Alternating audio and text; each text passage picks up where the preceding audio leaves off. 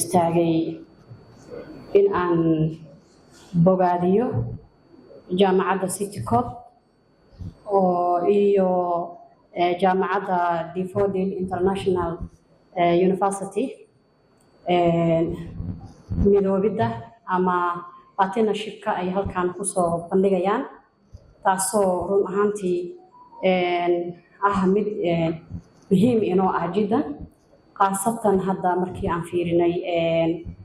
faculty-yada ay soo bandhigeen oo ah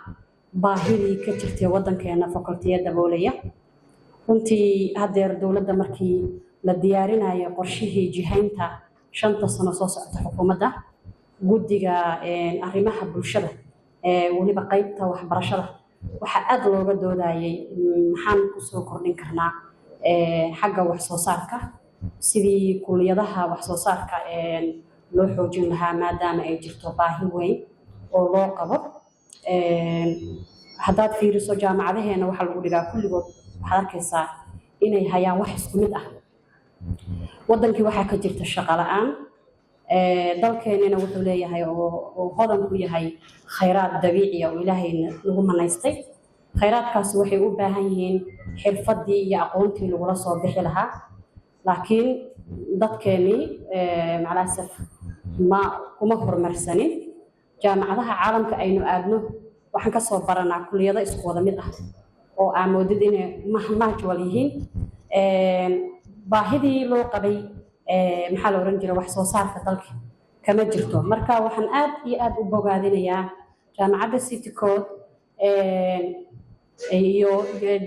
midoobida ay midoobeen Daffodil International University iyo walibana kulliyadahii baahida ka jawaabayay maanta jira ayaan aad u bogaadinayaa waxaan kaloo u soo kacay in hadal nin wada dhahay hadal nin badiya ma wada dhinaal yiri nin ka tagayna kama wada tagin marka iskuma fiicnin hadalka waa ka cid daaranayaa waxaan rabaa inaan dhiirigeliyo dhammaan dhalinyaradeena ka soo baxaysa dugsiyada sare in dalkeenii la keenay jaamacadaheenii la keenay kulliyadihii wax soo saarka ayaan mataqaanaa ku dhiirigelinayaa in jaamacadaha dalka wax laga barto in City Corp jaamacadda la yiraahdo loo doonto oo hoyga aqoonta ah ayaan bogaadinayaa kuna dhiirigelinayaa dhalinyarada waxbarashada jecel waxaan kaloo yani maadaama aysan joogin wasiiradii haweenkana waxaan fariintii haweenkana waa soo gudbinayaayo gabdhahana si gaara ugu sii boorinayaa in ay waxbarashada ay u sacdiyaan oo ay goobaha waxbarashada ay tagaan maadaama ay yihiin haweenku yani lafdhabarta bulshada ay yihiin halkana ayagana fariin ugu gudbinayaa in ay aad ugu dadaalaan waxbarashada khaasatan kulliyadaha muhiimkaana ay si gaar ahaaneed